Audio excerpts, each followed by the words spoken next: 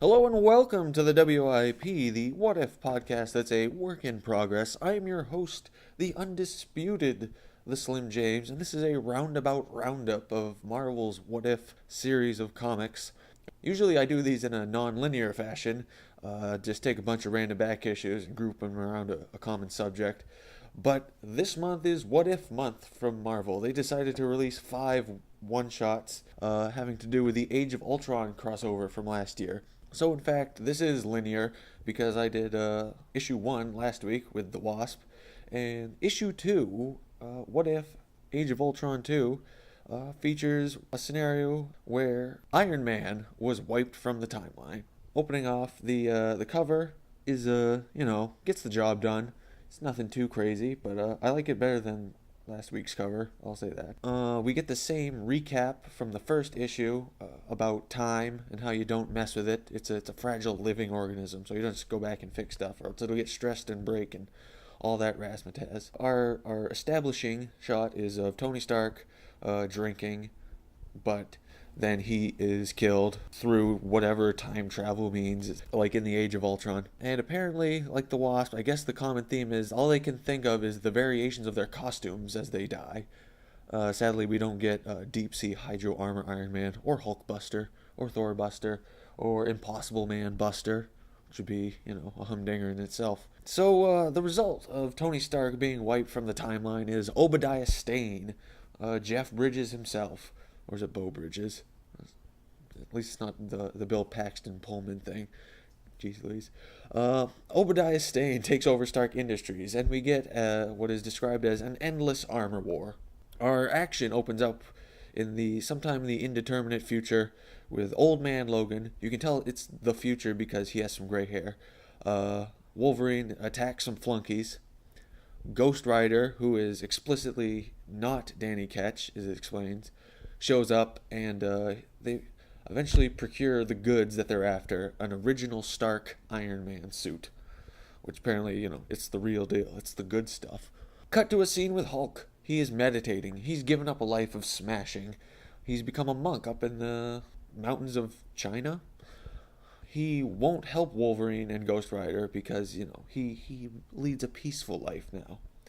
So we cut to Logan talking to a haggard-looking Peter Parker. He's gone full dad, beard, sort of looks like he's strung out because he's been up with the kids all the time. A little bit of a paunch, but not a huge gut. Wolverine explains Ghost Rider's origin briefly. He's some kid whose family fell victim to Stane's destruction as part of this endless armor war.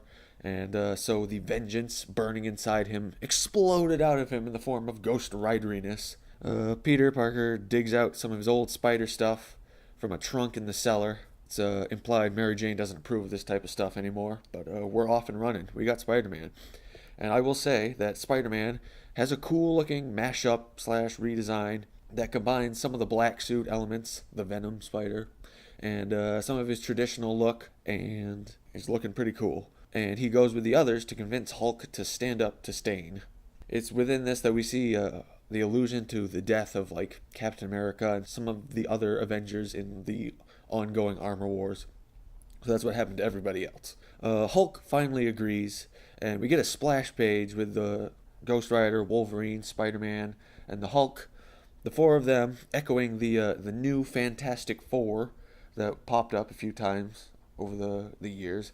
Actually recurred in the What If comics a couple times, actually. And this is clearly a conscious decision because Spidey declares the whole thing fantastic. The basic plan for them is to go to the Savage Land and destroy the Master Mold, which has been retrofitted to produce Iron Men. And Hulk smashes his way into the Master Mold, and they go in. In the center, in the core of the Master Mold, somebody, Obadiah's son, Ezekiel Stane, is using Bolivar Trask's female child orphan of indeterminate relation to control the Master Mold because it only responds to someone with Trask's DNA. And Stane has an original Stark Iron Man armor as the template for the Master Mold, I think. Stane ends up sort of holding her for ransom, or holding a gun to her head saying, "Don't destroy my Master Mold." But Spidey insists that he gets the fastball special from Hulk. So we go from Colossus and Wolverine to Hulk and Spider-Man. I don't know, launch the small guy. Spider-Man grabs the Stark armor, which is attached to Master Mold's core, and I guess we can assume that ripping it out renders the Master Mold useless, and Spider-Man sacrifices himself, getting fried. We cut to Logan telling Mary Jane about Peter Parker's death, Spider-Man's sacrifice, and her response is, "Get the hell out of my house." And I say that's a good, real response. It's not just crying and saying, "Oh, he would have wanted it that way." They came into their life and took her husband and father of their children away. So she can have some grief. And we finish with them walking away from Peter's grave, the little Trask girl in their possession now. Not necessarily alluding to the fact that they're off to more adventures, just sort of reflective ending. Overall, I like this. I think I liked it better than the other one as an entire complete tale. The art by Roman Villalobos, I guess, is like maybe R. Crumb or sort of alt underground cartoony look, but it's grounded enough so that it doesn't distract from the whole thing, and it gives it a unique look. And the story, unlike with the Wasp issue we reviewed last week, Stark's death is actually a central part of the story that's driving the whole thing. The Spider-Man costume design is kind of one of the reasons why I love What Ifs. When you get a good wacky costume redesign, then might not stick around in real continuity, but it's fun for a one-off. And it's a mission-driven story, and has a good ending with Spider-Man's sacrifice. Something of consequence happen. Now, I realize in reading this that despite the fact that it is labeled What If Age of Ultron, Ultron has nothing to do with the entire thing. But don't worry about it. It's a good story and some good art. Overall, I give this a recommend. I recently had my sometimes co-host Andrew the Giant in studio, so let's throw to that discussion already in progress about Avengers movies, Quicksilver, and the whole lot of them. Eating a fucking breakfast sandwich. So terrible. So bad. Like, it looks like a fucking joke. Silver everything. Just because he has silver in his name doesn't mean you have to make him. But he has to be quick too. Don't crinkle that bag. It's gonna ruin the fucking. Oh God. Every 5 seconds. But yeah, it's him eating a fucking sandwich and a piece of bacon drops, and the bacon is going in slow motion to show how fast he is eating the sandwich. But he shouldn't have to be quick. Quick's in his name. Right. Just because Quick's in his name doesn't mean he has to be quick. So unbelievable. But he runs over and takes a drink of orange juice, and the bacon is still falling over there. So he makes the juice fall faster than it does, because he would still need to travel from one end of the cup to the other, and that's about the same time it would take for a piece of bacon to fall to the ground. Nope, he splashes into his mouth. Gatorade. My eyes! Well, so you haven't seen Captain America yet. No, I haven't. But you've seen that the Scarlet Witch and Quicksilver exist. Yes, I've seen the that's pictures from the Avengers. They like look way better. Scarlet Witch, I mean, she's just wearing regular clothes, which a person would do. Yes. Yeah, well, friggin' in her comic book get-up is some weird. You don't even know what to describe it as. It's like a Gambit style cowl. Yeah, but pointy and up. And then I thought Quicksilver looked kind of lame, but that's because he has fucking silver hair. And he's wearing like a wetsuit. Yeah, but it's better than much fucking better. That's the other one's wearing goggles too. That's the bumper though. Both of those guys were like the BFFs in Kick-Ass. Okay. The one in the Avengers was. Have you ever seen Kick-Ass? No. It's a good one. Yeah. He was Kick-Ass. And the X-Men Quicksilver was his. Which one was Jesse Eisenberg? I don't know. Which one was Michael Cera? I thought they were both kicking ass, and then Jonah Hill was there, and I'm just. And Dwight from The Office showed up with a wrench and beat people to death. Yeah, how come? Shut up, crime. I only watched half that movie. I just assume this all takes place in one sort of that was his catchphrase. Kick-ass universe. Why don't they do that? Why don't they put all those movies together? Oh man, the shitty comic book cinematic universe. Well, I saw a thing on Reddit that like it's a testament to how stuff gets overstated. Like I saw this theory about DC Comics movies, and it made my mouth drop. It made me go, huh, that's interesting. where instead of having like a bunch of individual movies and then one crossover team movie, they just do some crossover movies between like 2 or 3 heroes. Yeah. Oh, did your mouth drop when you heard that? No.